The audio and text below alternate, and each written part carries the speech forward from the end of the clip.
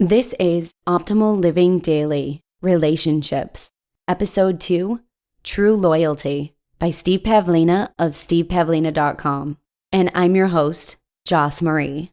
Happy Tuesday, and welcome back to the show where I simply read to you from some of the best blogs online. And this is just one of 5 podcasts where we narrate blogs for you. If you like the idea of this show, come check out our others. You can search Optimal Living Daily from wherever you're listening to this show, and all 5 should pop up. Like yesterday, I'm going to be reading from a very popular author, and one that we read often on our other shows. This post comes from Steve Pavlina, who has one of the most popular personal development blogs out there. He's had a really interesting life, too. He had a game development company for 10 years, but hasn't had a job since 1992. And despite how busy he is, he regularly meets up with his readers near his home in Las Vegas. You can meet him too. All you have to do is contact him. But for now, let's hear one of his posts and start optimizing your life. True Loyalty by Steve Pavlina of stevepavlina.com. Do you have anyone in your life who occasionally or frequently loves to vent their frustrations in your direction? Are you often the provider of a sympathetic ear or a shoulder to cry on? At times, these can be valuable roles to play. I think it's well and good to be sympathetic and understanding when you can, if you're truly helping the other person. It's nice to have people to turn to that can bring us back when we feel beat up by circumstances.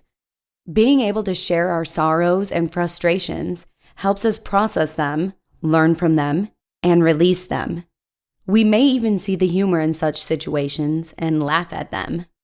On the other hand, some people get so stuck in negative thinking that venting becomes much more than a temporary steam valve. Instead, it becomes their default strategy for connecting and getting attention. Do you know anyone like that? If so, why are you maintaining that relationship?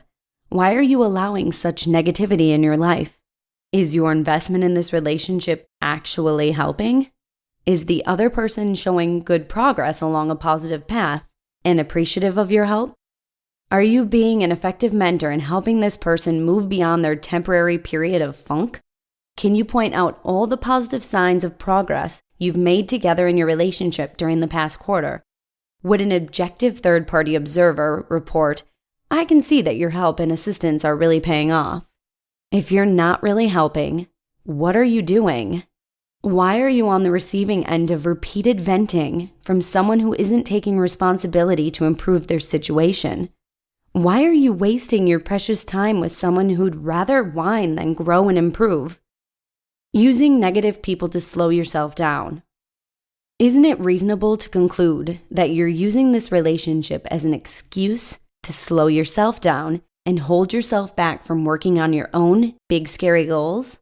After all, wasting time and energy on someone who isn't really committed to a path of growth isn't actually going to produce meaningful results, will it?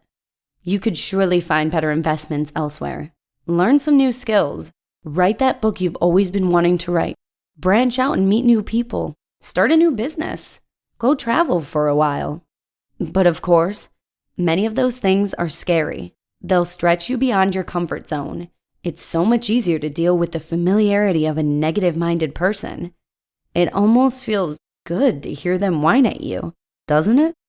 Their problems are probably simple and easily solvable. You see the solutions even if they don't. But you love clinging to their intractability because it helps you stay in pause mode. By keeping this person in your life, you also fill up some of your social space that might otherwise be occupied by people who actually encourage, support, and push you to grow. Negative-minded people will never push you to grow. If you became more growth-oriented and began speeding up, they'd regard it as a threat. What are you trying to do? Leave them behind? Such relationships will indeed slow you down.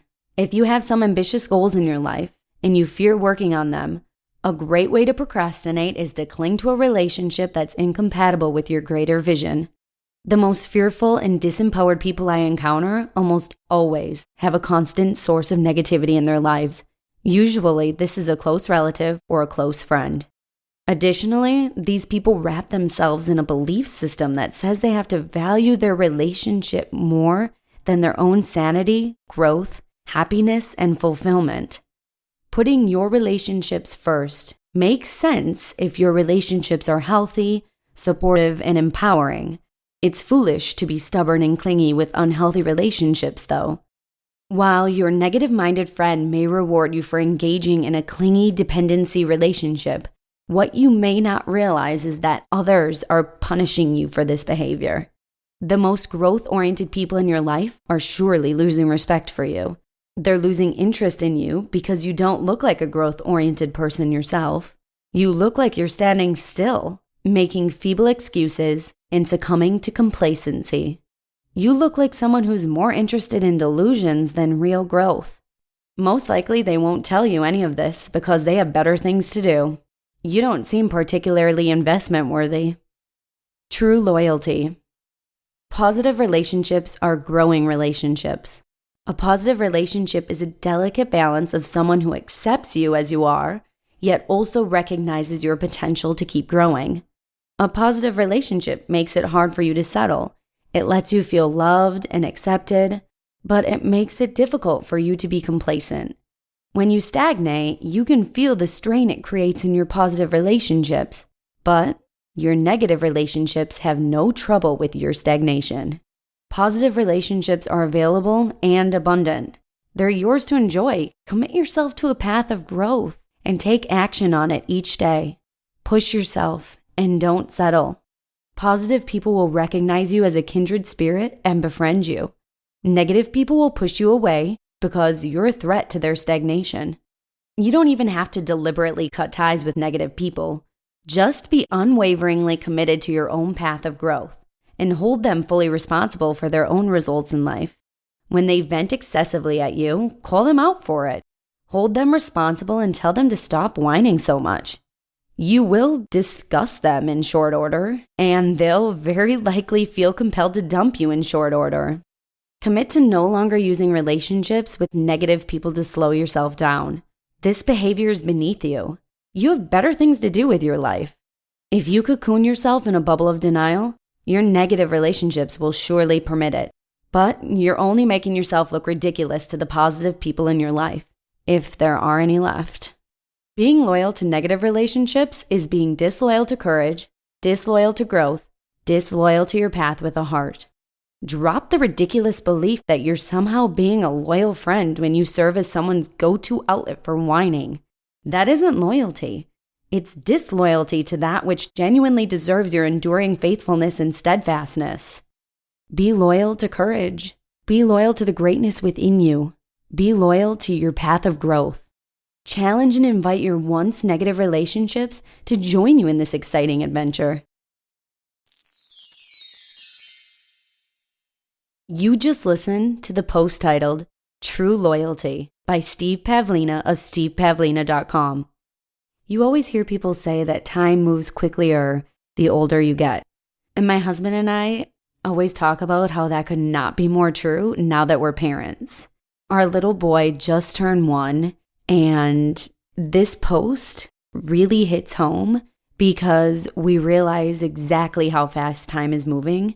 And with that little bit of time that we have, we realize that we do need to focus on relationships that bring value to our lives. Like I mentioned earlier, we actually have 4 other podcasts where we narrate blogs for you. Optimal Living Daily covers personal development and minimalism. Optimal Finance Daily narrates easy-to-understand personal finances and frugality blogs. Optimal Health Daily covers health and fitness and answers your questions every Friday. And Optimal Startup Daily reads entrepreneurial blogs. You can find all of them in the same place you're hearing this show, and please subscribe while you're checking them out. That'll do it for episode 2. I'll be back again tomorrow, this time, with a post from Angel of Mark and Angel. I'll see you there, where your optimal life awaits.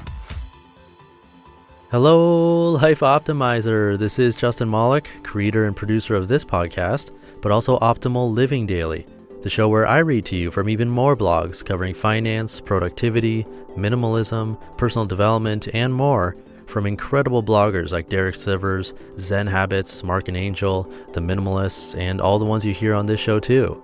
So if you enjoyed today's episode and like taking amazing blogs on the go, come on over to Optimal Living Daily and subscribe to that one too. And together, we'll start optimizing your life.